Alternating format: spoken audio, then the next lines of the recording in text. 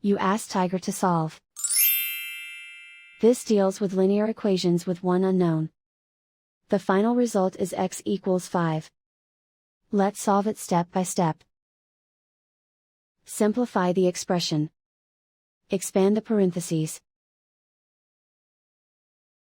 Simplify the arithmetic. Group all constants on the right side of the equation. Subtract 8 from both sides.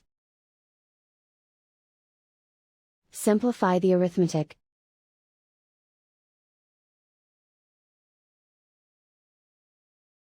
Isolate the x. Divide both sides by -8. Cancel out the negatives. Simplify the fraction. Cancel out the negatives. Find the greatest common factor of the numerator and denominator. Factor out and cancel the greatest common factor.